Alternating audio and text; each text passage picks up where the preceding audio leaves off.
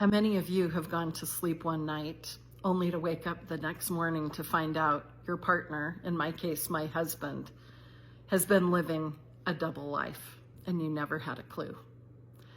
I found out about this on Wednesday, March 18th, 2009.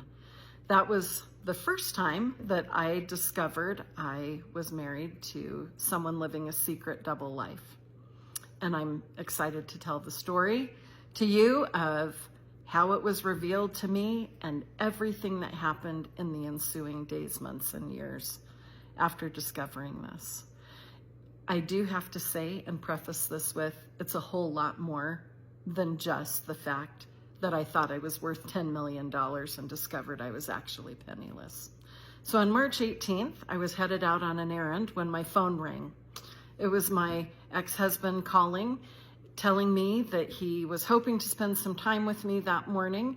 So I turned the car around and met him at our motorhome. Now, he told me later that it was intentional that he had me meet him at our motorhome because he knew I hated the motorhome. I hadn't wanted it. I didn't think it was necessary. I thought it was another one of his frivolous, excessive purchases. But we owned it. He wanted to have a chat with me. So he asked me to meet him at the motorhome, and I did. We sat down at the kitchen table of the motorhome, and he destroyed my world. He also told me later that he had planned that day, that moment, for over 1 year. So I walk in, I sit down at the kitchen table in the motorhome, and he had been on the phone. He ended his phone conversation, sat down, and told me that he wanted to talk to me about his company, Market Street Advisors. This was his full-time job. It was his investment company that he owned and ran.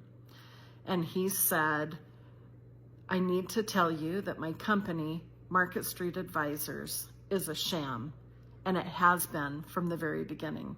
I've actually been running a Ponzi scheme. It's hard to even breathe when I think back to that moment and being told that particular sentence. I honestly wasn't too sure what a Ponzi scheme was. I knew it was an illegal thing to do, but I hadn't paid much attention to Ponzi schemes beyond that. He then proceeded to tell me that 2 days before, on Monday, March 16th, he had hired an attorney.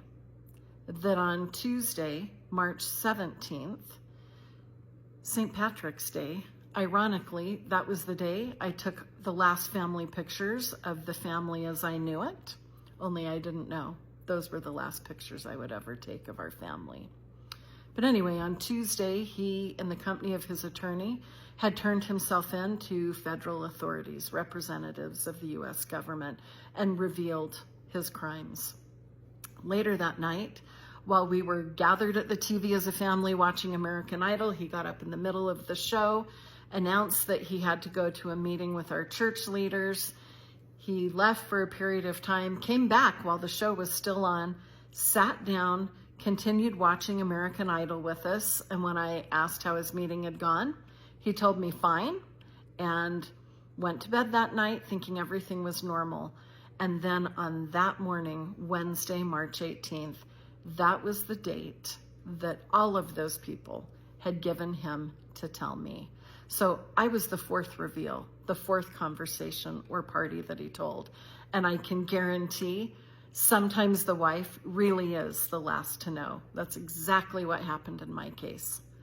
So he's destroyed my world. My mind is reeling. None of this seems real to me. And he proceeded to tell me that all of our assets were frozen and scheduled for seizure by the federal government.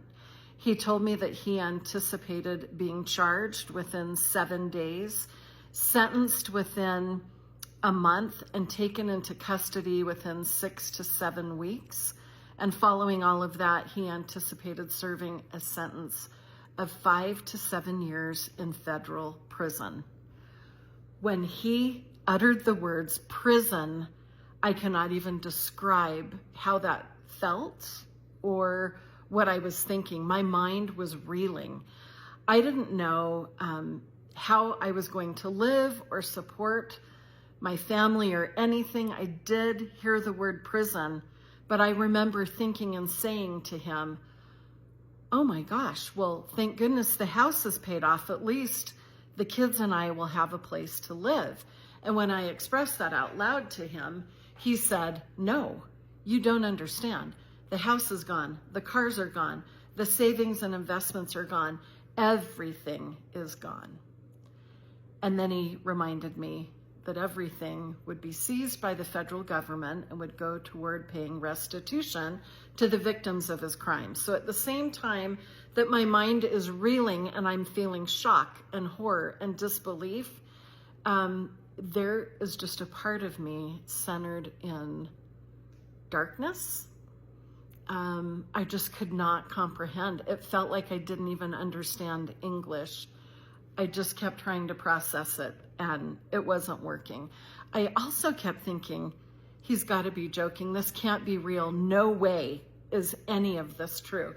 He'd always kind of been an absent-minded professor, forgetful about names or dates. Even once on a cruise in October, I had had a beautiful cake delivered to me with all of the wait staff congratulating me on my anniversary. Only our anniversary was in August. And I reminded my ex-husband of that, and he looked at me stunned and in shock, thinking, wait, well, what have I forgotten? This is for your birthday then. And I reminded him, no, my birthday is also in August. So he was just forgetful about some things. So the whole time he's telling me this, I keep thinking, this has to be a joke. This has to be an April Fool's joke. April Fool's Day is only a few weeks away. He's always confused about the calendar. This has to be a prank, but this is so not funny. He is not being very funny right now. I also remember asking about one client in particular, the father of one of my really good friends that I had known since college, even longer than I had known my ex-husband. I knew that that particular person had invested money with him a few months earlier, maybe up to a year earlier, and I was worried about them, worried about that money. And I remember asking, well, what's their situation? How are they? How could you do that to them? And he assured me they would be fine, that there would be restitution. And then, despite all of that, somehow, despite all of the shock and horror, a small yet insistent voice in my head was strongly speaking to my mind. Is that all? Ask him, is that all? Is there more? Is that all? Ask, ask. I felt like a fool because I couldn't really imagine what else there could be. I mean, wasn't a secret double life of crime enough? My mind just would not stop reeling. But I listened to that insistent voice and repeated the question out loud. Is that all? I don't know that I was even expecting an answer, but I got one, and it wasn't all. He shook his head no, and then he revealed that in addition to running a Ponzi scheme and defrauding the world, he had also hired call girls. Now, if crime hadn't blindsided me enough, for some reason, the infidelity shocked me as much or more than approximately his 15 years of crime. I still think I couldn't believe any of it or comprehend any of it, but then he started to cry. And I'm not sure if I'd ever seen him cry before. And that's when it hit me. This was real. He wasn't joking. My life was suddenly a nightmare. This cannot be happening. This cannot be me. This cannot be my life.